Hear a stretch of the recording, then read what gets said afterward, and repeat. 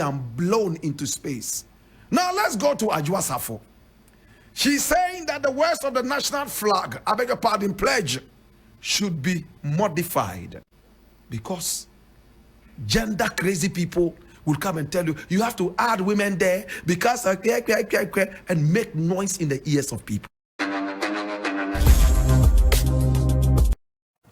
Area busia for me mobibia kwa ba eba tofia kwa TV so na sentem and a controversy galore esi with the Parliament House ni nyina nkamfo ano nefa Honorable Adwoa Safo MP for Dome Kwabenya ne ho sense maami na sentem during the NPP parliamentary primaries no Honorable Michael Kwe Jr. ebeyi ne hwe ho no na ne nsenka ye ni nyina e kire se the national pledge, Emma Ghana, no, a gender insensitive. Say some part of the national pledge, say through the blood and toil of our fathers.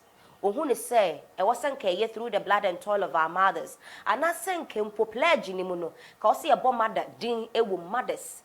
It's so one who say, mothers, yen ananum tete for yama menomno, or more concording energy of my Ghana is siwo. Inti se banisi a mumudin crowum, na ye car fathers nedia who say, ye modify no, yen saye, our national pledge in him. And some say, and a mameno attitude.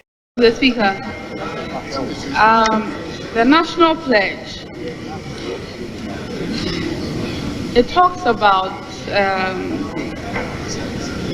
the toil, through the toil and blood, through the blood and toil of our fathers. The Speaker, it omits mothers. Mr. Speaker, the mothers also toiled for this country, and I don't, Mr. Speaker, I think that it is gender insensitive. This country, when we are even making reference to the country, we call it our motherland. But when it comes to the pledge, and we're referring to the toil, and we're referring to the fight, the struggles, we omit that of our mothers.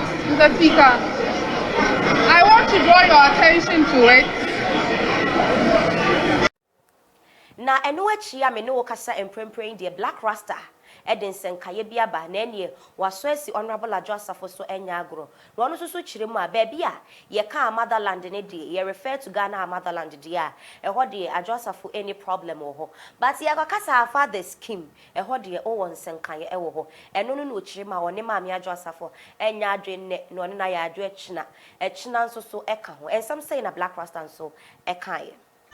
I have lived to see the Ghana Parliament reciting the national pledge before every parliamentary sitting. You remember I advocated for this? Do you remember or do you not remember? So when people say, Blakk Rasta, you are only blowing it into the air, we laugh at them because we know what we are talking about.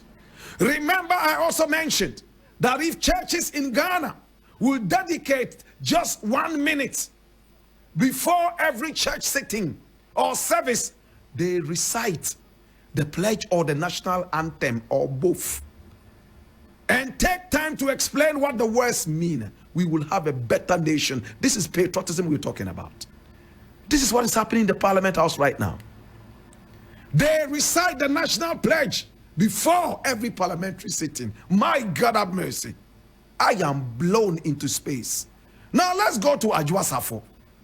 She's saying that the words of the national flag, I beg your pardon, pledge, should be modified.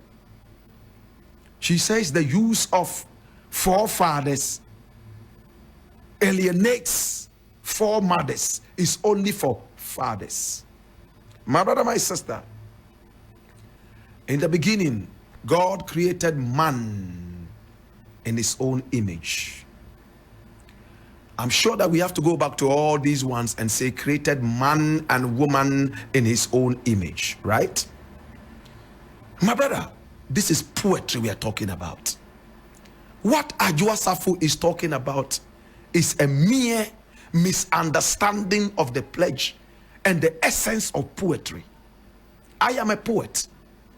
I understand what it is to say my father's land, like they say in Nigeria. In Ghana, we say our motherland.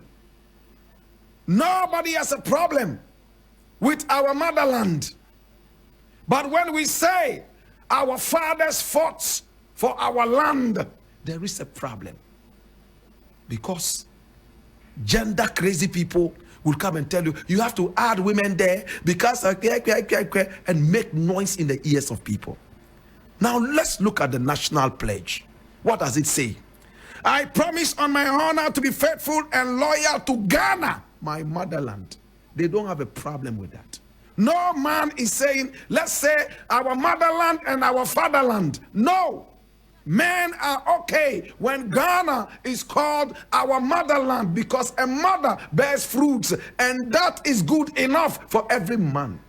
But when it comes to, I promise to hold in high esteem our heritage, won for us through the blood and toil of our fathers, they have a problem. My brother, in ancient times, it was only men who went to war. In one or two cases, not the norm, you would see women go to war. This is African history. Why are we joking with our history and pretending we don't know this? Of course, we had the Asantuas, we had the Queen Nzingas, but they were one off the chain. Don't let us pretend. When there is a war, when the aid people are coming in, they are looking to save women and children. Why? Because women and children are not supposed to be going to war. It is men whose blood are shed. This is poetic.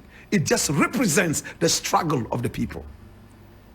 Now, when a man is talking where violence and where courage is supposed to be used, what do we say in our own traditional parlance? Mema nihana. Adentina ahayesa. Mema nihana. Of course, we know the contribution of women, but what it is that it is men who go to war. They are those who break the bones. They are those who do the bloodshed, not women. In some cases, women go in there. This is just poetry. Ebusia mami fancy ha eha ayetofia kwa TV yanda joy for syrup any amo 75 travel and tour se debia no omo boy chidom emi yedi dwumedie no ebro medin adwubikete ta mo kuchu de ebesi bia mesan so e de abeso